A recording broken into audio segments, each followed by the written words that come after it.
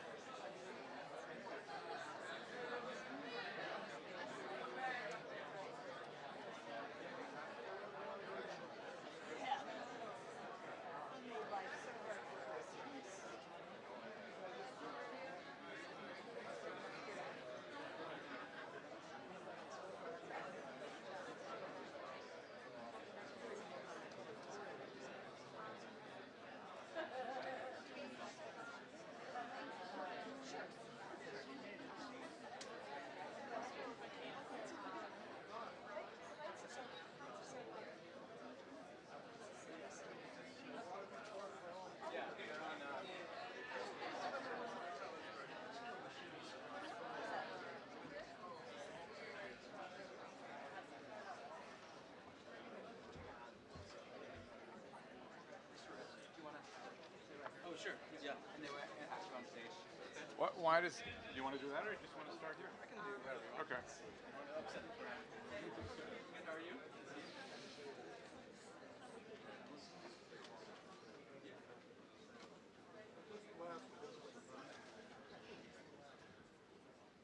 Well, welcome to the closing session. I'm Stephen Heinz, the president of the Rockefeller Brothers Fund.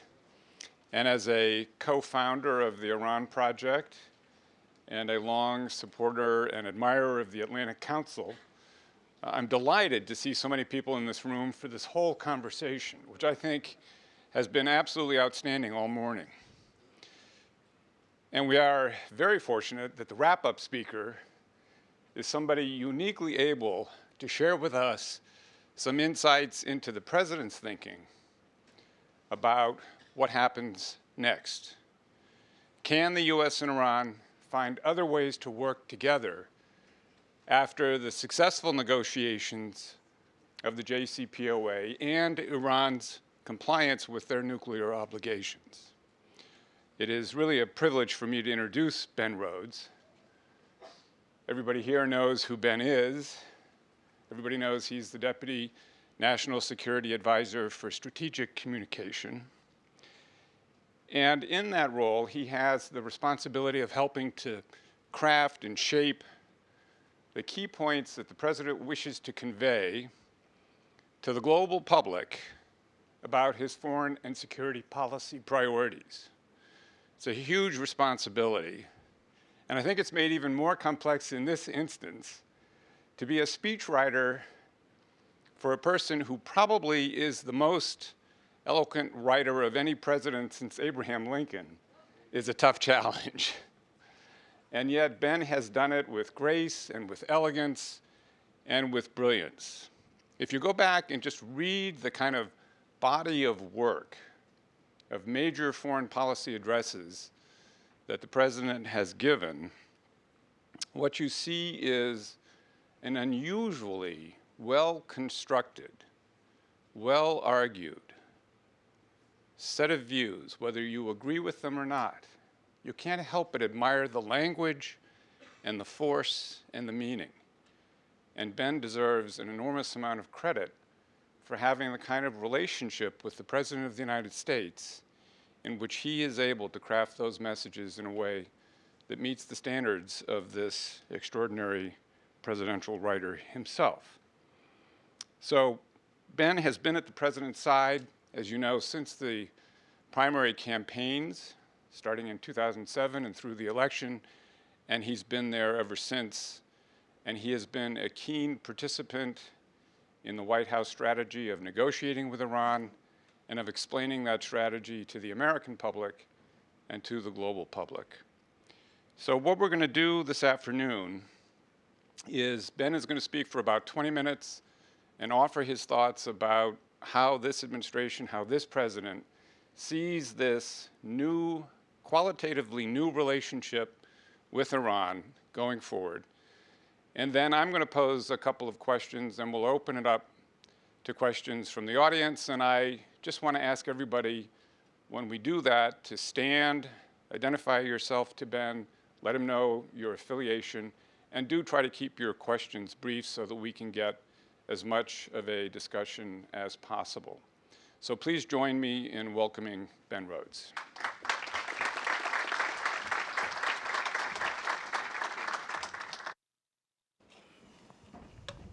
Well, for that generous introduction. And I'm very pleased to be here with the Iran Project. And I'm shorter than Stephen, so I'm just going to do this.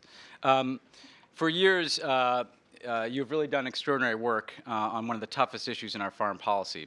And I know that working on issues related to pursuing a peaceful dialogue with Iran can be a little controversial here in the city as well. So thank you for your patience and persistent work, again, for many years. It's made an extraordinary difference.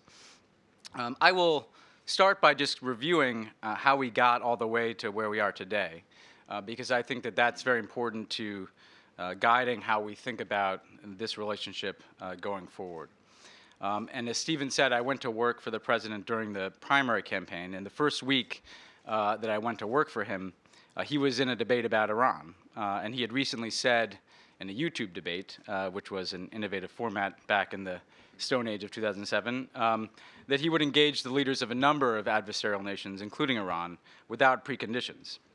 And the conventional wisdom at the time was that that had been a mistake, but one of my very first instructions from Barack Obama was that we should double down on this position. And in the first major speech I wrote for him, where he said he would go into Pakistan to pursue Osama bin Laden, he also reaffirmed that he would pursue diplomacy with Iran over its nuclear program.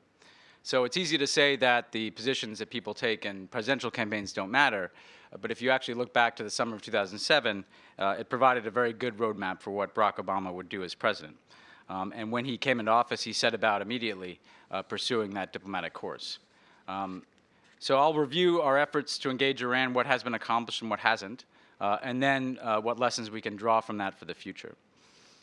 First, to go back to January of 2009, we found Iran and the United States drifting towards greater confrontation. There had been initial engagement on Afghanistan, in particular after 9/11, but at that point we were sharply at odds, particularly within Iraq. The Iranian nuclear program had advanced steadily, moving from 0 centrifuges to over 5,000, and the president knew that this issue would be front and center in our relationship. So at the beginning of the administration, he set out to do two things.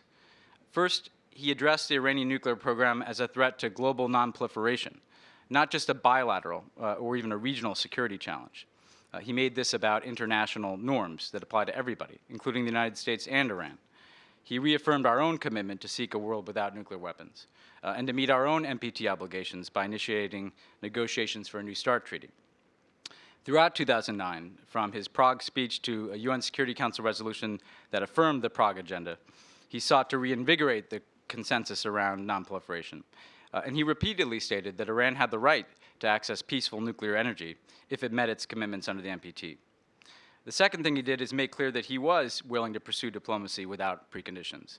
In March of 2009, on the occasion of Nowruz, he issued a message to the people and leadership of Iran that said his administration was, quote, committed to diplomacy that addresses the full range of issues before us, and to pursuing constructive ties among the United States, Iran, and the international community. And he would reiterate this message with a focus on nuclear weapons in Cairo. So the reason for this approach was simple. It gave Iran the opportunity to move in a new direction, but it also put the onus on the Iranian government, so that if they failed to take that opportunity, it would be clear to the world that Iran was the responsible party. And that ultimately would provide the basis if we needed to apply additional pressure. And unfortunately, that is the course that Iran chose in 2009. The flawed Iranian election in June and the brutal suppression of peaceful protests that followed that election made it clear that we were going to have to continue to deal with President Ahmadinejad and an Iranian administration that was concerned about internal security and largely disdainful of engagement with the West. Meanwhile, in September, the president publicly revealed Iran's covert enrichment facility in Qom, which demonstrated to the world that Iran was not meeting its nonproliferation commitments. And then that fall, the nuclear negotiations between Iran and the P5+1 failed when Iran refused to accept the tentative agreement in which there would be international support to fuel the Tehran research reactor in exchange for Iran shipping out some of its stocks of low-enriched uranium. So by the end of 2009, this initial failure of diplomacy we could establish was Iran's responsibility because of the violation at Qom, because they had been offered an alternative path, and because they could not agree to the modest confidence-building measures proposed in the P5+1. So having tested diplomacy, President Obama pivoted to pressure. And thanks in part to our reset with Russia, we were able to secure UN Security Council Resolution 1929, which created the international basis for comprehensive sanctions. We worked with Congress to ratchet up our own authorities to impose and enforce sanctions, and that culminated in the NDAA for fiscal year 2012, which focused on the Iranian oil and banking sectors. Of course, this was the beginning and not the end of the work, and I know there have been discussions about sanctions, enforcement, and relaxation today. At that time, to impose the broadest possible sanctions and to avert risks to global economic stability, we had to spend many months building a coalition to enforce sanctions. And for the President, this was a top priority in his conversations. For our sanctions experts, this meant working through detailed work plans with many countries. And ultimately, the European Union imposed an oil embargo. Major importers of Iranian oil, including China, India, Japan, and South Korea, voluntarily agreed to significant reductions in their purchases of Iranian oil, and the architecture was put in place through diplomacy for sanctions to have a powerful impact.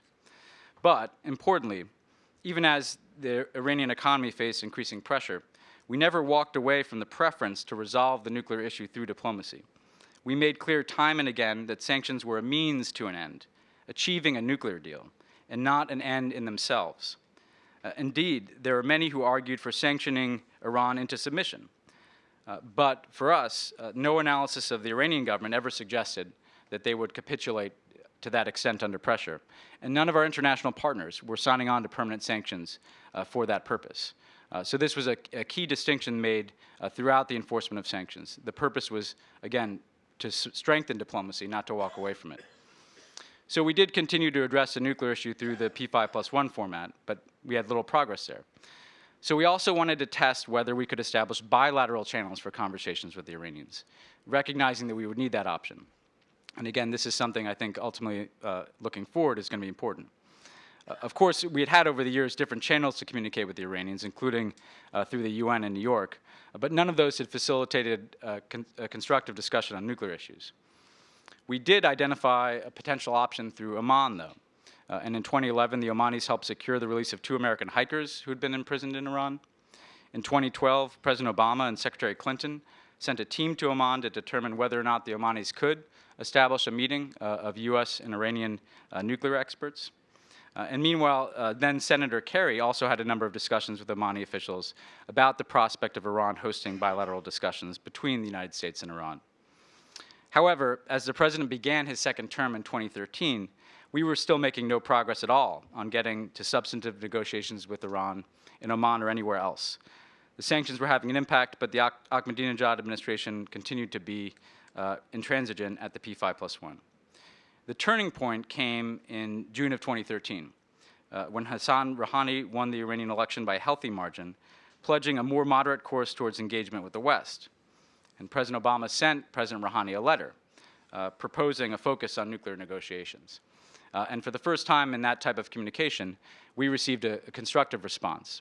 And that led to talks beginning fairly quickly in Oman, led by Bill Burns and Jake Sullivan, which led to a series of understandings that fed into the renewal of P5+1 negotiations, beginning at the ministerial level at the UN General Assembly in September of 2013. Now, that session was a good indication of the possibilities and the limits of engagement with the new Iranian administration.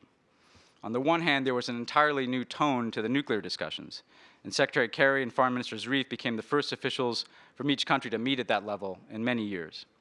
On the other hand, a meeting between the 2 presidents proved to be a bridge too far for the Iranian side, though the 2 did speak by phone, the first time that had happened in several decades, and they committed their teams to making quick progress towards a nuclear agreement.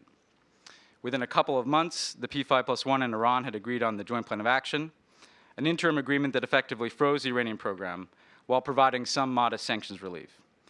And again, another important lesson for 2 nations with such deeply rooted mistrust, an interim agreement created the space for each side to determine whether the other would fulfill commitments and remain committed to achieving a comprehensive solution. I won't relive the details of the next year and a half. Living it once was enough, I think, for all of us. But I will highlight a few important elements, again, that I think are relevant as we think about what happened and where we're headed. For us, it was obviously important that the P5+1 stayed united throughout. But with respect to the United States and Iran, both sides were able to fulfill their commitments under the JCPOA. And each side had to find a way to resolve potential hurdles to implementation. So we were able to work through issues. Both sides had to show that they could preserve the political space in their own countries to allow for the negotiation to go forward, especially when there were multiple extensions of the timeline for talks, and there were efforts to derail talks in both countries. And both sides had to spend time together, a lot of time together, at the expert level and between our diplomats in order to break the impasse and solve problems and achieve a deal. And for that, much credit goes to John Kerry and Wendy Sherman. But it's important to note that the US and Iran had never had discussions of this length, of this detail, at these levels.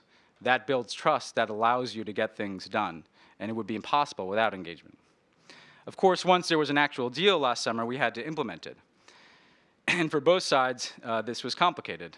Here in the United States, it meant working through a 60-day congressional review period to secure the necessary support to allow the deal to go forward.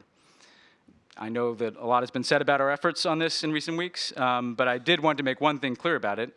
For the Iran project, they needed no convincing from the White House to advocate for the Iran deal. Indeed, promoting dialogue and a peaceful resolution to the Iranian nuclear issue has been the central purpose of the organization, and it's what, frankly, Bill and Iris and many others had come and told us that we had to do for many years as well. But still, even as we defended the nuclear deal, this review period was a test for a diplomatic rapprochement that focused on a single issue rather than the entire relationship. Given the enormous differences between the United States and Iran on so many issues, including Iran's support for terrorism, its ballistic missile program, its destabilizing actions in the region, we had to simultaneously argue and make clear that we would not compromise on those issues while spending serious political capital to hold up our end of the deal on the nuclear issue. So this was complicated because things happen over the course of that time period, and they'll happen now, that are serious irritants between our two countries. But we have to be able to demonstrate that even as we address those issues, we're able to fulfill our diplomatic commitments. And in Iran, there was a similar necessity to beat back challenges to the deal, though it was clear that it enjoyed the broad support of the Iranian people. So, what has happened since the expiration of the review period and adoption day last October? On the deal itself, Iran has fulfilled its commitments. 2/3 of its installed centrifuges have been dismantled and placed under IAEA monitoring. 98% of Iran's enriched uranium stockpile has been shipped out of the country. Iran's enrichment is now limited to a single facility, Natanz, which is under 24/7 IAEA monitoring. The core of Iran's Arak reactor has been removed and filled with concrete, rendering it inoperable. And just as was said during the review period, Iran's breakout timeline has been to have enough fissile material for one nuclear weapon has been extended from 2 to 3 months to about a year. And the international community is also in a far stronger position to detect any effort to break out because of the most comprehensive verification regime that has ever been negotiated, which allows for the monitoring of Iran's entire supply chain. So the IAEA has repeatedly and recently reported on this progress, so it's clear for all to see. Meanwhile, the United States and our partners have taken steps necessary to provide Iran with the sanctions relief allowed for under the deal. Of course, this continues to be a challenge, given the caution with which banks and companies approach a country that is still facing, in many cases, very stringent sanctions. But we remain committed to meeting our obligation under the deal. And if anything, the limited nature of the relief so far makes some of the more hyperbolic criticism of the Iran deal look that much more ridiculous in hindsight. Now, beyond the deal, there has been some progress that would have been much harder without the nuclear negotiations.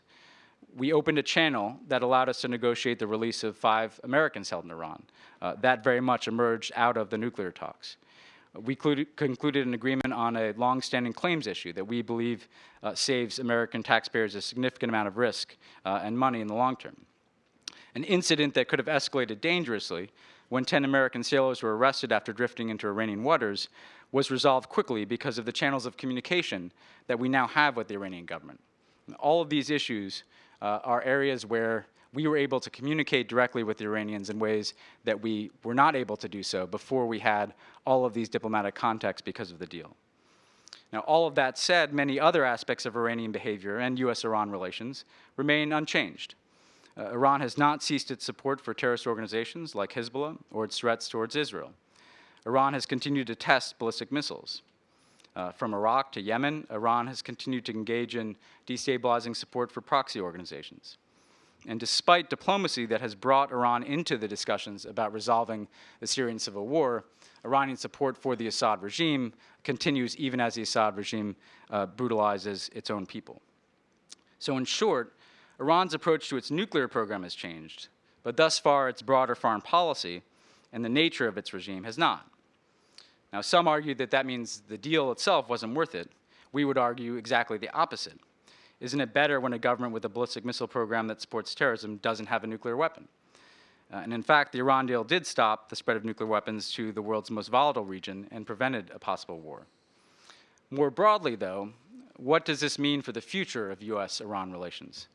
After all, it has been less than 3 years since President Obama spoke to President Rouhani. It's only been a few months since implementation day. In the context of a relationship that has been rooted in deep-seated mistrust, competition, and even hostility since the Iranian Revolution. And to put a little context around this, it's worth looking briefly at how Iran compares to the 2 other nations, principal nations that had been adversaries that President Obama has engaged, Burma and Cuba. In Myanmar, several years ago, the military leadership of the country made a decision to open up their political system. And President Obama decided to engage the government and people of the country aggressively at that time, working to incentivize progress, to build capacity, to develop relationships. Now, Myanmar's transition is still incomplete. Progress has been incremental, but the change has still been extraordinary. Political prisoners have been released, a democratic election has been held, there's been a peaceful transfer of power to a party led by Aung San Suu Kyi. So in Burma, our engagement connected with a leadership that embraced reform, and that has allowed for a complete transformation in our bilateral relationship. In Cuba, after lengthy negotiations, the leadership of the country agreed to a process of normalizing relations. In less than 2 years, we have opened embassies, reached bilateral agreements, established mail, air, cruise links, and begun to open up commercial and people-to-people ties.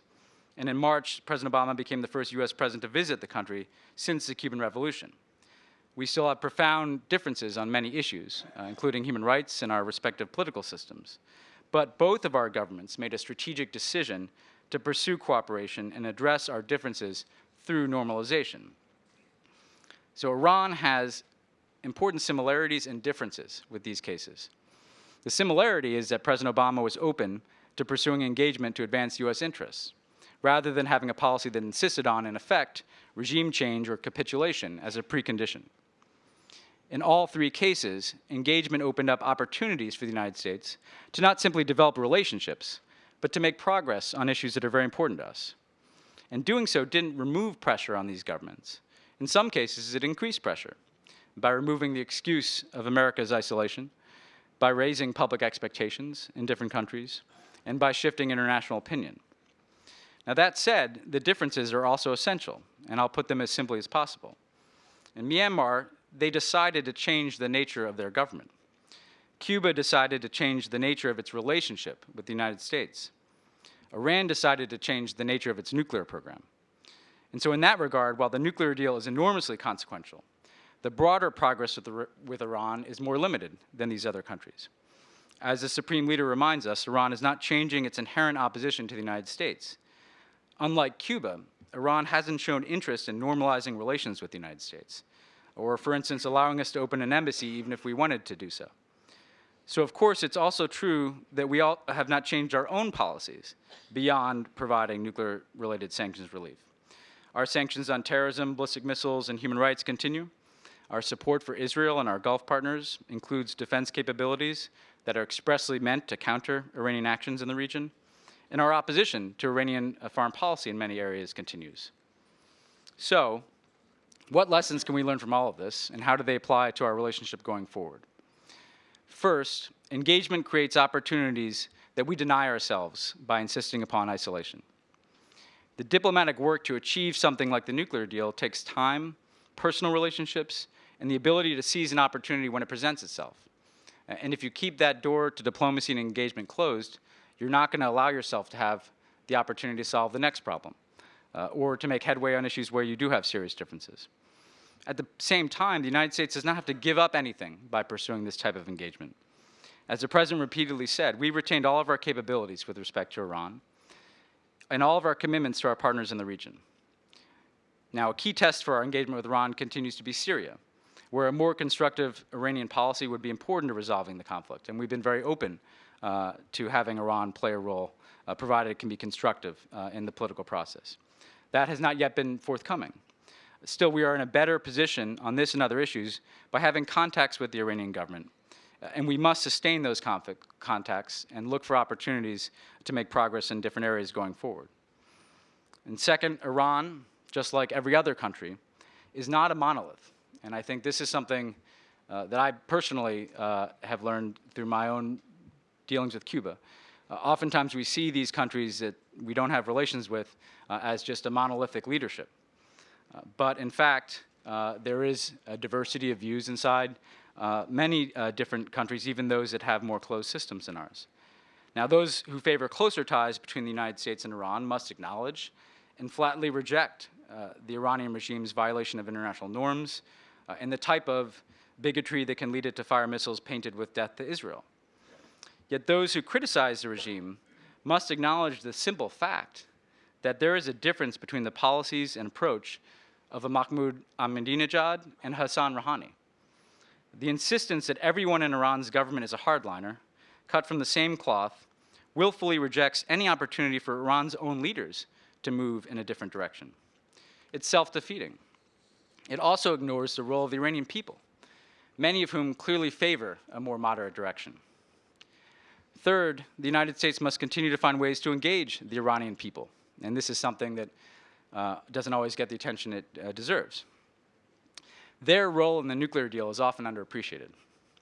After all, even as Iran is not a full democracy, it was an election that brought President Rouhani into office, and public opinion clearly favored a nuclear deal.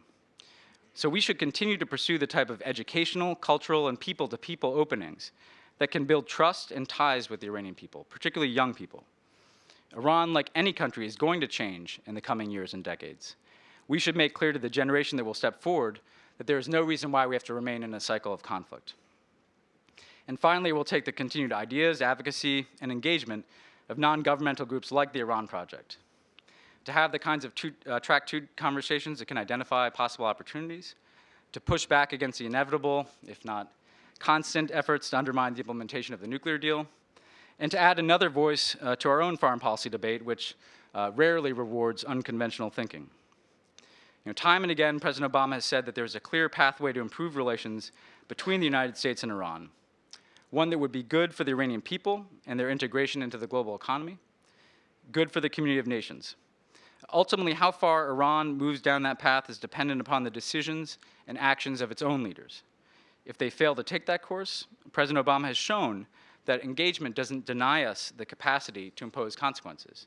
Indeed, it can help the capacity to impose consequences.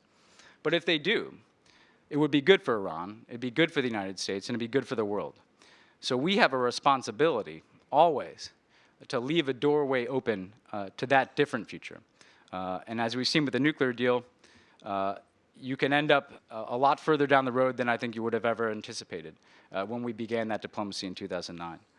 So to conclude, I do think it's worth reflecting on the fact that we've actually come a lot farther than I think we would have anticipated, either at the beginning of the administration or even at the beginning of this effort that began at the UN General Assembly in 2013. We have enormous differences with Iran, and that's going to continue to be the case for years to come, even if there is progress in other areas. But again, we have to continue to look for those opportunities to move the relationship forward in ways that advance our own interests, and that ultimately I think would be good for the Iranian people. So thanks very much, and Stephen. That was great, Ben. Thank you. It's terrific. Thank you very, very much, Ben. That was a really terrific overview of the process, the challenges, and of the status of where we are now and where we might go in the future. A couple of opening questions to get the conversation started. It won't surprise you that I feel a certain sense of responsibility on behalf of the people in this room to ask you a little bit about the David Samuels profile in the New York Times Magazine. And you made an allusion to this in your own remarks. I guess the question on the minds of many of us is, what were the messages you hoped to convey in those interviews? And what, if any, parts of the piece do you find inaccurate in terms of representing your views? Well, look, I was simultaneously, held up as some spin master, and also held up as someone who obviously had views conveyed in an article about them that don't always align with my own. I'd say just a couple of things about where I think the differences are, inaccuracies, if you will. First of all, there was obviously a statement that I totally disagree with, which is that the notion of there being a more moderate Iranian leadership that came into power, that had been kind of an invented reality that was utilized to sell the deal. And first of all, it's not hard to fact check the notion that we were not getting anywhere on nuclear talks, and then all of a sudden we were. I mean, the pace at which things moved after the Rouhani election, leading into UNGA, and then to the JCPOA is an evident fact. And I think that the shift in direction under President Rouhani and Foreign Minister Zarif is an evident fact. So to me, that's a fairly simple truth to state, and something that I obviously did not agree with. And in fact, even if the subtext of that is that we were selling a nuclear deal, when in fact what we really wanted to do was change our relationship with Iran, this is a question that came up again and again in that period of time. And we always said, look, we would like it if Iran took this opportunity to evolve in a different direction, but we would do the nuclear deal even if they don't. And in fact, the nuclear deal becomes almost more important if they don't. because you don't want an adversarial regime like that to have a nuclear weapon. That's the first point. And the second point is the impression that was left that there was something manipulative about the way in which we disseminated information or worked with groups like the Iran Project and others. As I said, and I said this shortly after the article and Medium post, the groups we worked with were groups that had advocated on this issue for years. So they did not need to be moved to the position of supporting the deal or disseminating specific information. It is true, and I'm proud of the fact that there was very effective messaging and, in some cases, coordination. That was essential, given the fact that there were far more resources and a far more aggressive effort to disseminate and coordinate information on the other side of the deal. Exactly. I don't remember us being the favorite in that fight. We were kind of out of our weight class in some ways, and so yes, the ability for us to be constantly putting out information about very technical and difficult issues, and the ability for there to be organizations and groups that shared our views and were similarly pushing out arguments on behalf of the deal was an absolute necessity for a tough foreign policy debate. And if anything, it's the type of approach that has been pursued on the opposite end of this debate for a long time. So I obviously didn't I didn't like the manner in which the appearance was left that was somehow entirely essentially a communications approach of the White House and not rather an example of like-minded people and organizations working together to make a case for something that they believed in very deeply. Of that, I'm very proud. And look, anything in the Iran space gets, if it would be a 3 out of 10 on another issue, it's 11 out of 10 on Iran. So, I think that's the, I know that I'm not going to go line by line, but I mean, I think those are the two core things on the Iran question, that were the center of that debate. Yeah. Well, thank you.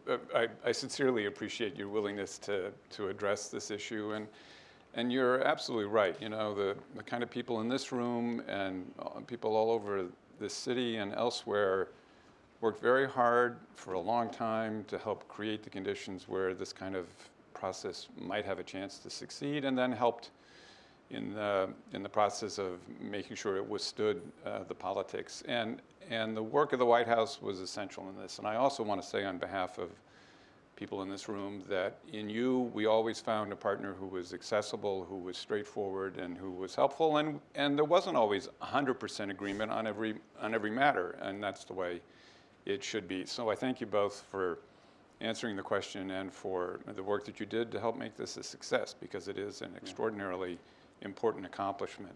I've pointed out frequently that many of the groups who agreed with us on the Iran deal returned immediately to criticizing us on many other issues after this.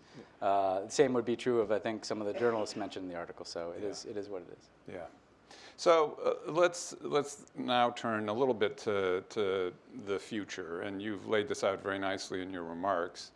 Obviously, this deal, by agreement going into it by both parties, was strictly limited to the nuclear issue. It was not a negotiation that was designed to be a prelude to a grand bargain addressing all of the other challenges in the U.S.-Iran relationship or in Iran's behavior in the region, and yet those issues are very much in the minds of all of us and in our concerns.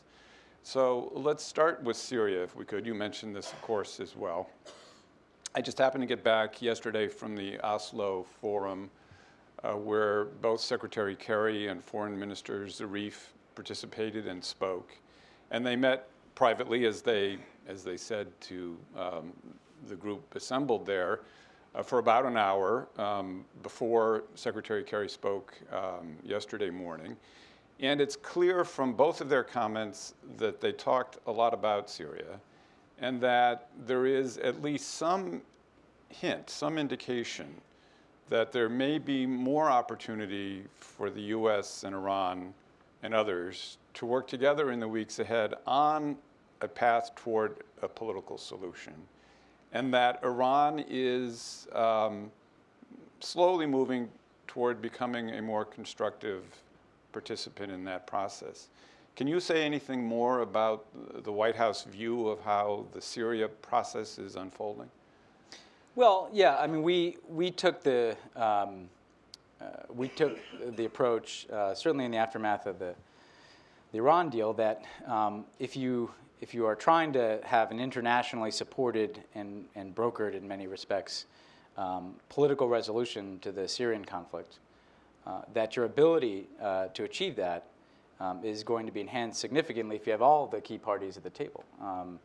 And the Iranians had not always been a part of those discussions. So we made a very a deliberate effort and decision to say that Iran should be at the table. And of course, they and Russia are the two principal sponsors of the Assad regime, and we and many others have been supporting different elements of the opposition. So the first point is simply that in our view, it's easier to get to a solution if you have all the relevant parties at the table, and that, by definition, should include the Iranians. That doesn't mean at all that we agree with or in any way are accepting of their policy. It just means that that's a clearer path to a diplomatic resolution. The second point, I guess, is that they have not altered course, but the argument we make to them, which is not entirely dissimilar to the argument we make to Russia, is that their own policy is unsustainable, that there's not a military solution to the situation in Syria, that Assad cannot regain control of certainly a significant majority Sunni areas, and frankly for them, they're bleeding resources. This is adding to the instability in their region, so they have their own national interest in getting to a solution. I think actually that basic point, that everybody shares an interest in having this come to an end and that it can end militarily, that is actually, I think, something that is understood and accepted by everybody. The question is on whose terms, and it's really hinged on Assad and the nature of his departure. And the Iranians have not moved on that. I think they've, so right now the opportunities before them, I think the Russians have come in a obviously a much heavier way in the last year, which has made them a focal point of diplomatic efforts in the recent cessation of hostilities. I think for the Iranians, if they could move in a constructive direction, that would go a long way towards demonstrating that they can play a more constructive role in regional issues. The last thing I'd say about this, though, is it's also tied up in their own system and who is making the decisions about their Syria policy and who's representing them in discussions and who's representing them on the ground in Syria. Well, and in that regard, Foreign Minister Zarif, again, seemed to be hinting that the responsibility within the Iranian system was also in some flux, and that perhaps the foreign ministry itself and the government of President Rouhani was being given space to take more leadership in this regard. That's always a hard judgment to make. I think what is clear is that they were ultimately empowered to negotiate an agreement that, on the nuclear side, that touched at a core national security interest of the Iranian state. So the notion that that is impossible or cannot be replicated in other areas has already been, in some ways, disproven. You had very prominent voices from other elements of the Iranian system who repeatedly sought to criticize, undermine the nuclear negotiations. If you read the Iranian respective press, you could tell, based on who kind of was behind certain commentary, where these players lined up. So it does prove the point that it is possible for there to be an assertion of responsibility within the presidency or the foreign ministry. But I wouldn't want to read those tea leaves quite yet on Syria. Yeah. Okay. I'm going to open it up to the audience now. Ben has said that he can stay a little bit longer, so we have a little more time, which is just terrific, and we appreciate it. So, yes, sir. And please, again, note in front of you, and then I'll get to you in a minute. I'm calling on him. I'm Glenn Schweitzer from the National Academies of Sciences, Engineering, and Medicine. And we've been involved in exchange programs for the last 15 years. I have two questions. The first one relates to Annex 3 of the JCPOA, which calls for civil cooperation, and nothing's happened. Some of those areas where we are committed to promoting cooperation are light years from the core issues like eye surgery, like plasma physics, like neutrino astronomy. When can we see some action in activating Annex 3, which is a win-win for both sides? Okay, thank you. My second question has to do with the other exchanges. While we have jumped over lots of hurdles in the last 15 years to promote scientific exchanges, the hurdles are getting higher rather than lower. And that's because I'm not quite sure why, but every day I receive complaints from all over the country as to the difficulty of cooperating, difficulties caused by the government in cooperating with Iran. And I wondered, I won't go into the specifics now, when can we expect some a careful look at how we exchange with Iran? Can I collect a few so that Sure. we are efficient? Since the mic is there, we'll go right behind. And everybody try to keep them short so that we can get a lot of voices in. My name is Pete McDonald. I served many years ago on foreign service in Iran. Question to you, sir. There was a time when relations between Iran and Israel were quite friendly. Certainly they weren't enemies. Now, the Israelis claim that Iran is a deep, vital enemy. My question is that a fact? Is there a reason for Iran to be hostile to Israel? And if that is not true, what is the motive for Israel to claim that there is enmity? And I guess in answering that question, the question of Israel's profound objection to the nuclear arrangement fits into the picture. Okay, one more in this round in the very back.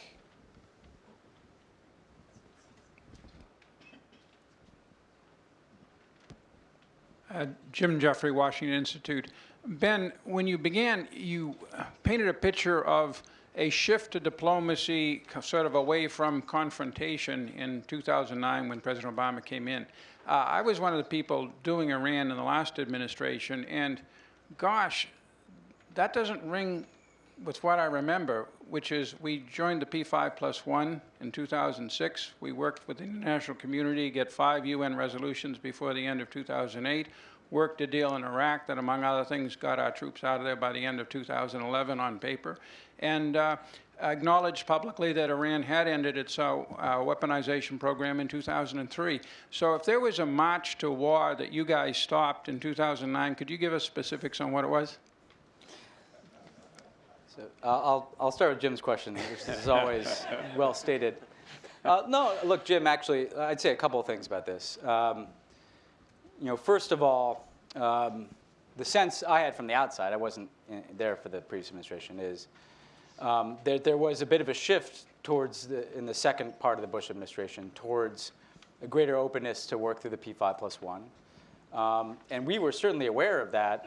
We were aware of that to the extent that Bill Burns, who had been working on some of those issues, carried it forward as Undersecretary of State for Political Affairs. At the same time, I think there was a diversity of views in the previous administration that had us also wondering in the 2007, 2008 as to whether or not there might be a confrontation with Iran.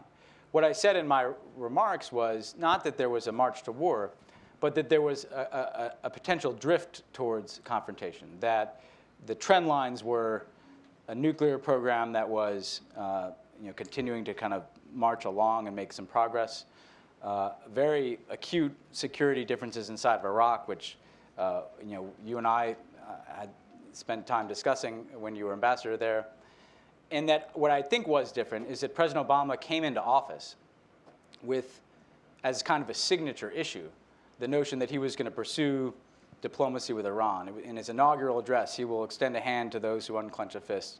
The Nowruz message, trying to speak directly to the leaders and people of Iran. The use of, from him, the Islamic Republic of Iran in that message to kind of set a context that we're not pursuing regime change. So I don't want to suggest it was 180 degrees, but I do think there was a kind of a notable shift in we are prioritizing diplomacy. We are not setting regime change as policy. And this is going to be a top foreign policy priority. So I think you offer an important amendment. And that's, I would contextualize it in the way that I did. And I think what was borne out by that is that the president stuck with this policy for 7 years. He kept coming back to diplomacy because it was kind of a core issue for him. On the previous question, I'll just go in reverse order. I think with respect to Israel's view of Iran, I think they have a number of very valid concerns. One is just very specifically, they have on their borders Hezbollah, which is an organization that they have had, Israeli lives have been taken by Hezbollah. They fought wars with Hezbollah. And Hezbollah's military capability, and certainly its rocket capability, which poses a threat to Israel, emanates from Iran. And that's a very specific security challenge. The second thing I would offer is just the ideology that emanates from Iran, which at times is flagrantly anti-Semitic or anti-Israel. Not only is there a ballistic missile test, but the death to Israel is written on the missile. It does suggest a merger of concrete security challenges, as manifested by Hezbollah, as just to take one example, and the kind of potential for an ideology that ties into that would certainly concern me if I was Israeli.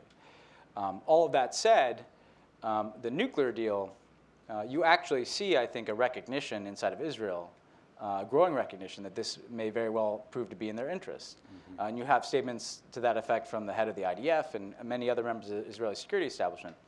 They now know that that mixture of a security threat and an ideology cannot reach an existential level through a nuclear weapon. And that was always our case, is that being able to provide that assurance would ultimately be good for Israel's security. Now, I know the Prime Minister would not agree with that view, but I think our hope is that that becomes evident. I don't think that Israel and Iran are fated, though, to be permanent enemies. No two countries are. I mean, I say that with the benefit of having just gone on a fairly remarkable trip where we went to Vietnam and were greeted by 2.5 million people on the motorcade route in from the airport, cheering and in some cases waving American flags, and then going to Hiroshima and being welcomed by, if not millions, definitely thousands of people welcoming us. And so that makes you realize that what might seem impossible today is certainly possible, and nobody is fated to be enemies. And by the way, the preference shouldn't be permanent conflict. I mean, I think sometimes I was struck in the Iran debate, and this is not in the Israel context, this is actually in the American context, that it was almost, I would wonder whether when people would discuss scenarios of Iran evolving in a more positive direction, that seemed to be almost the thing that people were opposed to, as if it had to stay in this clenched up conflict. On the first question, on the cooperation, look, I think on the front end of this deal, there is just such an enormous amount of effort that is going into the kind of reorientation and rolling back of the Iranian program, the compliance being put into place, the monitoring mechanisms, that's our focus. Now, in the longer term, as as Iran, figures out how it's going to make use of its remaining program for issues like medical research and the like, then I think that becomes a more pressing question. I do think that for the United States, we would not likely be in the middle of that conversation with the Iranians. But look, I mean, if they are the basic principle is if they're demonstrating that this is peaceful, and it's for the types of nuclear energy that can serve a humanitarian or medical purpose, then I think we make plain in there that those types of activities are certainly authorized. They'll be monitored so people can see what they're doing, and they can have conversations with other countries. I agree with your second question, the premise of it. I think, if there's an area where I think we can do more, I think student exchanges, scientific exchanges, cultural exchanges, it's a good place to start in trying to build some trust and some relationships.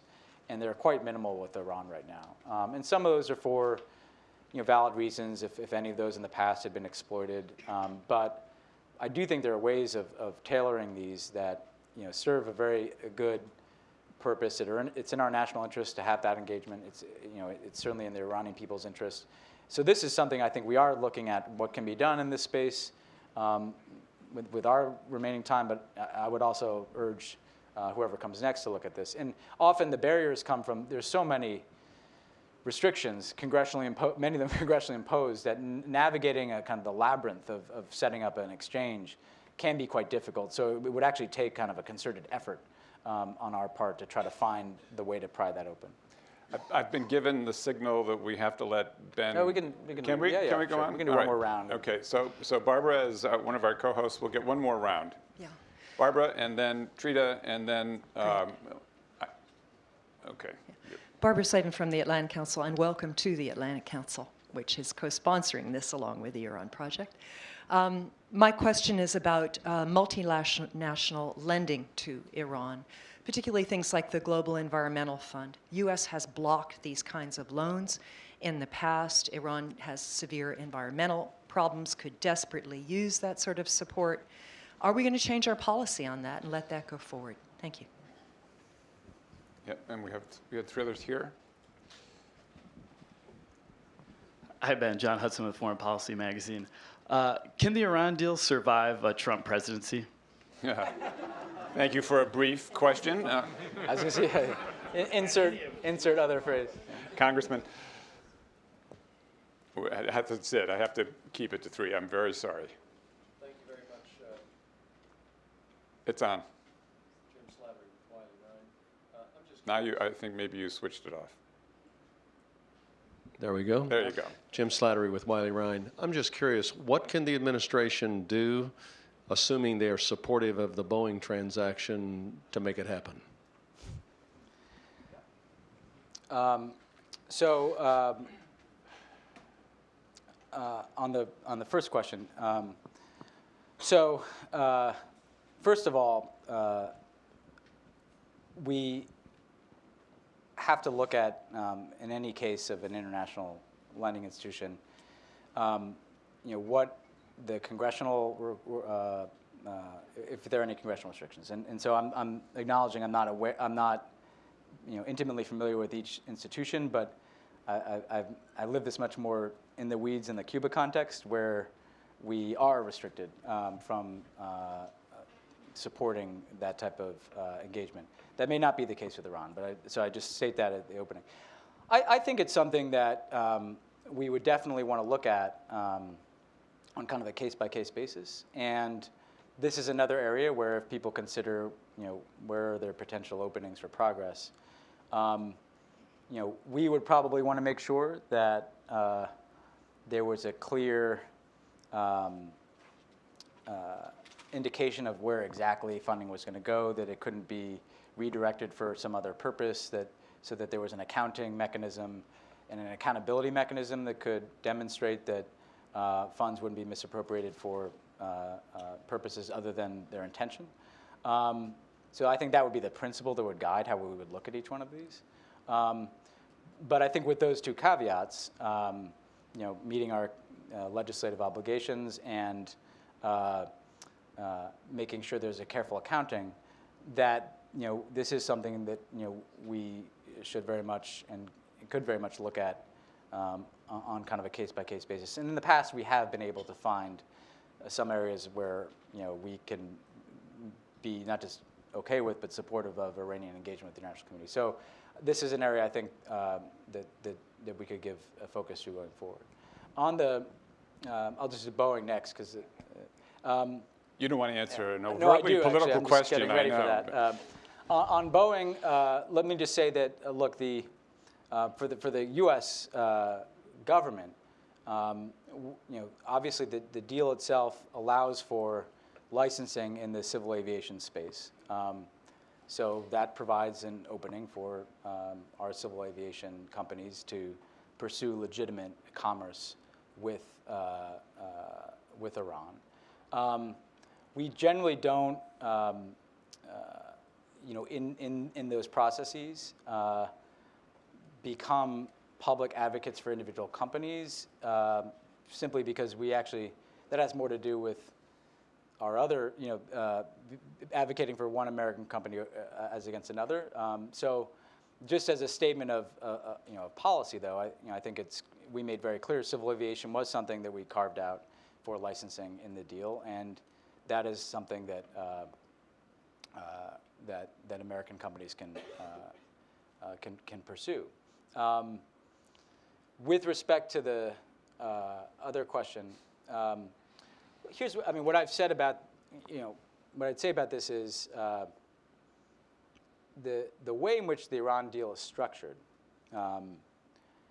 creates enormous, and by the way, this wasn't really intentional, it's just because we front-loaded commitments, which is what you would try to do in an arms control agreement. The way in which the Iran deal is structured creates enormous disincentives for an incoming president to tear it up.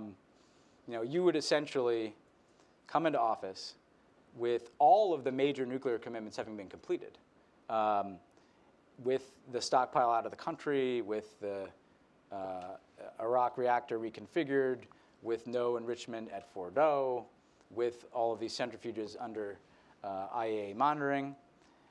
And you would essentially decide that you want to get rid of all those limitations on the Iranian program. You would precipitate a crisis, in all likelihood, in that Iran would then be advancing once more towards potentially having a nuclear weapons capacity. You would be alienating the United States from all of our key allies who helped us negotiate this deal, our major European allies, the Chinese, the Russians. And you would be doing that for what purpose? Having worked for a president who had to come into office with enough problems, I think a basic principle is you don't come into office and create a massive new problem for yourself. So I can't speak to the individual candidates, but I can say that I think it would be counter not just to U.S. interests, but counter to the whole concept of how one initiates a presidency, to decide that one of the very first things I'm going to do is precipitate a crisis in the Middle East that leads to potential nuclear proliferation or another war there. It just doesn't seem like a very wise thing to do. And difficulties with our allies as well. Yeah. Well, please join me in thanking Ben. It was terrific. Thank you very much.